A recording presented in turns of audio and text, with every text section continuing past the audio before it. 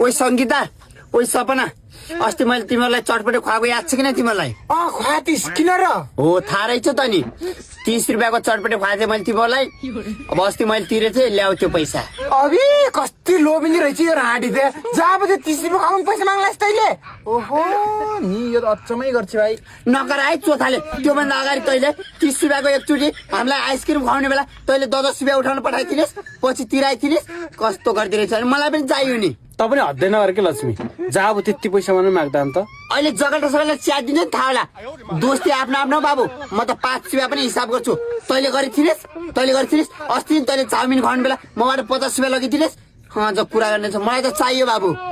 यो त यो राडी त अचम्मै ला तेरो 10 रुपियाँ पनि मैले लग्न पाएको छैन मैले गर्न पाएको छैन तर राडी अब मेरो सङ्गत गर्दैछ रोक्न म तसँग 5 रुपियाँ हिसाब गर्ने म रोक गर्न त म पनि गर्छु तिमीहरू पनि गर ओइ तँ पनि ल्याए मलाई 10 रुपियाँ तेरो त्यही 10 रुपियाँ खाएर म ठुलो हुने क्या ल तेरो पैसा केटा यार मौसमले पनि च्यालेन्ज दिइरहेको छ यस्तो चिसो बियर खाम न यार खाम न त यार मौसमले पनि च्यालेन्ज गरिरहेको छ गरम गरम भइरहेछ मस्तसँग ल बियर जहाँ पऱ्यो त्यो बियर ल्याएर आइज हुन्न म खुवाउँछु आज मैले ध्यारी गरी 700 रुपियाँको मासु म खुवाउँछु आज सबैलाई हुन्न चुला पैसा त मैले तिर्छु है आज 2 ट्रिप नाइट पनि छ पैसा दर थाकेको छु मैले खुवाउने बेला यही गर्छु र मलाई झ्याउ लाग्छ कि मेरो घरमा आउने अनि त्यो तिमीलाई मैले पैसा तिराउँछु मासले 8वटा बियर 2 जनाले खाने हो सब पैसा म तिर्छु जा त ल्याएर आइज म